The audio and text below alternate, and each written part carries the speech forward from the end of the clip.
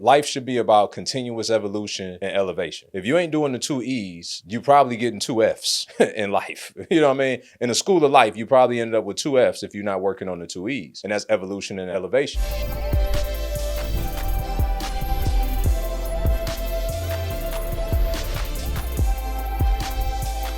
What's up, everybody? Welcome back to another episode of Believers in Business Podcast. I'm your host, Brian Adamson. I'm really digging this podcast, right? Which I hope that y'all are too. And I love to get y'all feedback. But I love it because it allows me, when I had these thoughts, and I'm like, man, I need to share this with somebody. I got somebody to talk. I ain't got to call nobody. All I got to do is come in here, cut this microphone on, and then voila, I'm having a conversation. And not only am I having a conversation, but I'm having a conversation with people who are interested in moving forward in life, having better for themselves and their family, doing more, being more, having more. My belief is if most people knew what it took to be successful, they would probably do the things to become successful. Do y'all think that's kind of valid? Like if most people knew what to do to become successful, they would become successful. And the reason I believe that so strongly is because we live in a copycat society. People seemingly follow the largest group of people that are doing a thing that seems to be working for those people. Ask me how I know. Look at the workforce. People go to college and get jobs because seemingly it's been indoctrinated and otherwise suggested to us that was the best way forward, at least for the last however many hundreds of years until now, that our best chance at winning in life is to work hard, where now we know that it's not about over-indexing in the area of working hard, it's to over-index in the area of working smarter, which we're going to get more into that as the conversation builds. But as I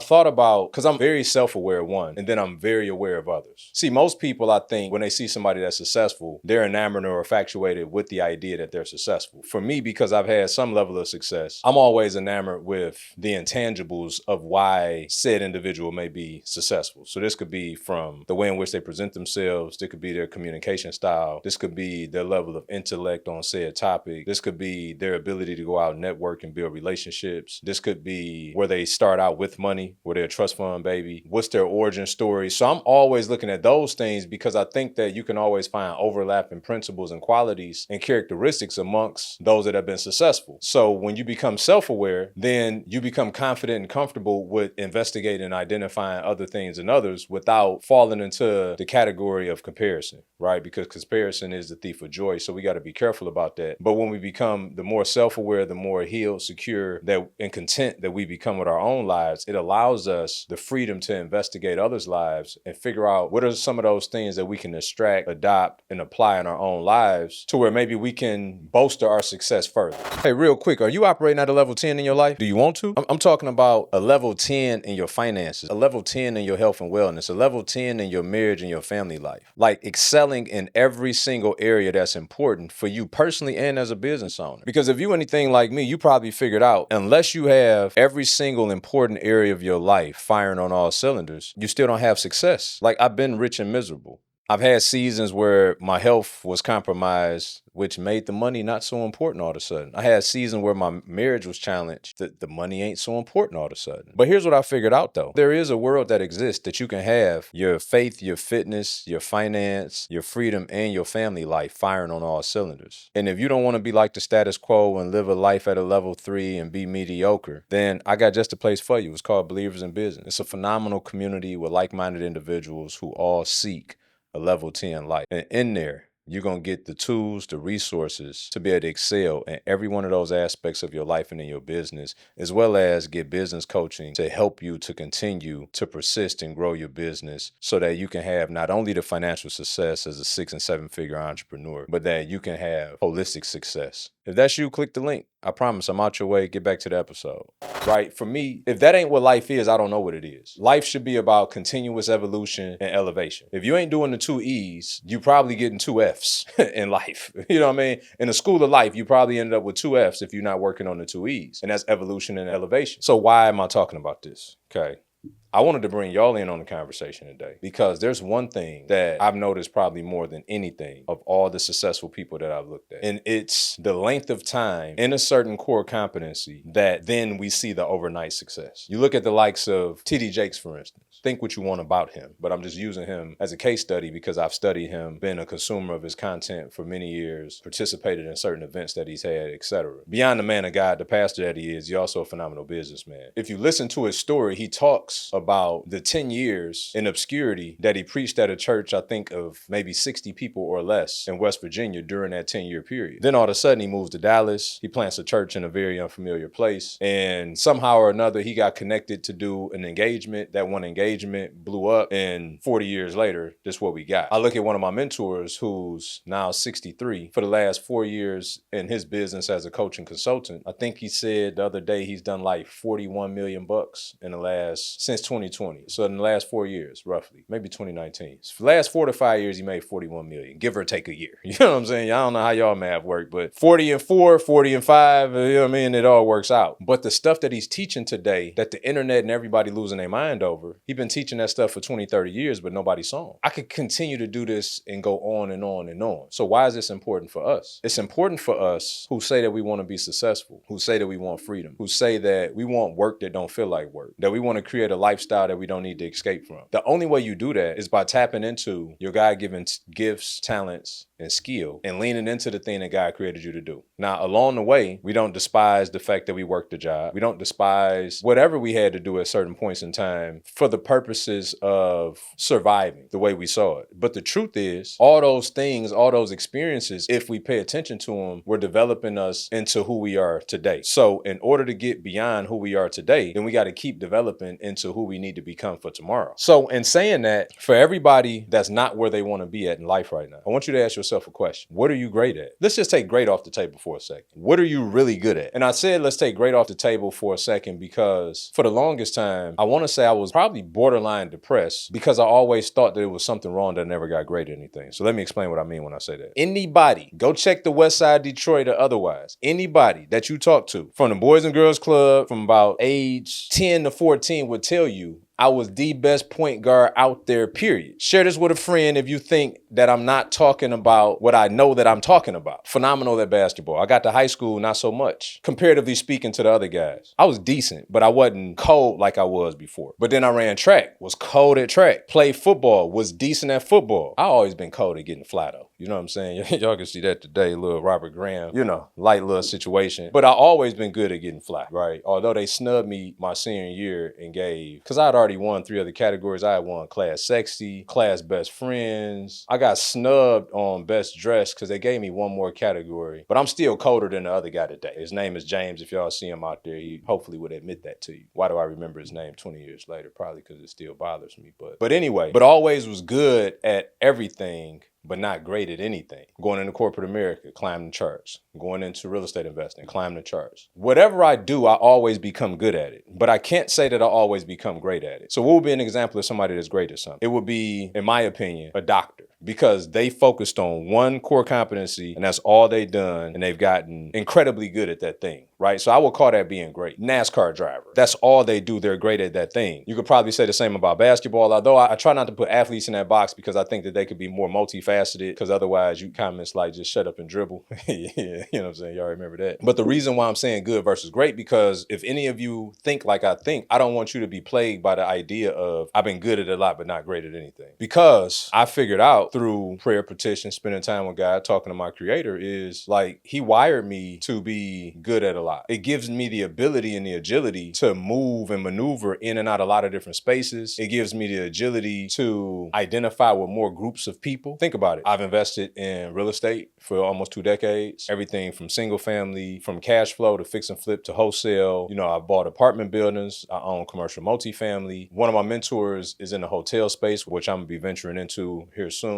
First from the franchise model and then eventually opening up a boutique hotel with my namesake. I was an angel investor in a topical analgesic company, which is similar to like Icy Hot or Bengay or those types of things. This particular company is called Zenbalm. I've been in a lot of different spaces, some that I can't even remember right now as I'm having this conversation, but y'all get my point. Very ambidextrous in that. Also worked for a plastics company in corporate America, got really good at that. So I know a lot about a lot. I just never been like tunnel vision focused on one thing. And maybe God know to some degree that will bring me boredom over a while, which is why he allows me to go in and out of these different spaces. Now, the important part is this though, is that even if you are ambidextrous as myself, that you don't become a jack of all trades. I want to be very clear. Whatever area of focus I go into, I master. I'm intently focused in that area of focus of whatever it is, because I got to be able to extract from that experience what I need. And I got to leave there proficient, because what happens is all these things just start to mastery stack or value stack. And then it comes out on a podcast. It comes out in the form of Believers in Business. It comes out in our real estate masterminds. Like, it comes out in all these different places. It comes out in our business coaching program. So it's important that we identify where we truly are right now. Are you great at one thing? Maybe you've been in your own zone of genius forever. Or are you good at a lot of things? And there's no right or wrong answer. That's why I wanted to provide the necessary context so that some didn't feel inferior because of the fact. But this is the most important part. Two things. One, if you aren't yet, then you need to get going, because I'm gonna tell you, probably 80+% of the people that I've seen that's been wildly successful in life. And when I say that, I mean over-indexing from the average, right? People that have found financial freedom, people that have found time freedom, people that are living a life of freedom, which don't mean they necessarily making millions upon millions of dollars, right? Those people have all been in their core competency or core competencies for close to 2 decades, minimum in most cases. Now, there's some exception to the rule. But what we see, there's a concept of gravitropic and phototropic. So gravitropic, a tree has to grow in both directions. So gravitropic, the tree grows down, the roots have to grow down before the tree can grow up. So there's gravitropic and phototropic. So today in society, everybody wants their phototropic moment. Everything got to get captured on social media. If it ain't on social media, it never happened in real life. Nobody wants to take the time to develop in the dark room because they want everybody to see what they're doing in real time. But the problem is that cake is half baked a lot of the time. And y'all know what happened to the cake when it ain't baked all the way through. Yeah, no bueno. That thing don't turn out well. So what we have to understand and get really good at is having our gravitropic time, our time of obscurity, our time beneath the ground when nobody can see those roots digging, to where when we have our phototropic moment, they think it's an overnight success. And that's what happens more often than not. It ain't an overnight success. People have been putting in work for a long time. You just don't know about them yet. Ask me how I know. So if you can adopt that same mindset, if you can understand seed time and harvest, if you can understand delayed gratification, then you need to get to work. Because here's the reality. My consultant, before his mom passed, she was like, honey, I want to go back to college and get my degree. She was in her late 60s at the time. She's like, well, my goodness, I'm going to be 70 by the time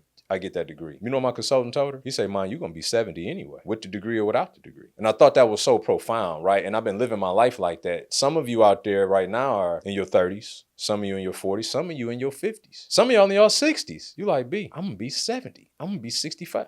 You're going to be that anyway. So where do you want to be when you get to that destination? Because the destination coming, God willing, anyway. So what are you going to do to be that when you get there? Because if you just keep doing what you're doing right now, you're going to be this. Imagine being who you are today 10 years from now. How you feel about that? I'm challenging myself to be somebody new every week, much less be the same guy 10 years ago, because I refuse to do things different. And so I just hope that this conversation could be of an encouragement, because for me, as I sat there and I was having lunch earlier and I was thinking about this, I'm like, man, I need to tell the people that are out there that's on the precipice of, I want to be successful. I'm looking at time. I'm almost estimating that I don't have enough of it. But then I'm looking at my life and I'm estimating that I'm not going to have enough when I get there, wherever there is for you. And the truth is, the process will never be aborted. You can't shortcut your way to success, but you can get started at any point in time, though. And here's the beautiful part about my seasoned people that's listening to this. When I say seasoned, I'm talking about sage. Hair color starting to change a little bit. Y'all know who y'all are. Be encouraged, because here's the thing. There's a scripture that says, all hard work brings a profit, but mere talk leads to poverty. Everything that you've been doing, that you've been putting your hands to, God is going to repurpose that when you decide to lean into whatever it is that you choose to lean into. So nothing was wasted. As a matter of fact, because you got 50 years on the planet, you got a level of wisdom, discernment, understanding that a 20-year-old just can't have at 20. I don't care how smart they are. Intelligence and knowledge and wisdom are different things. And so, you get knowledge looking forward, you get wisdom looking backwards. At 40, 50, 60, you got enough wisdom looking backward to know what not to do going forward. So all you need is the dedication, the intentionality behind what it is that you're trying to do. And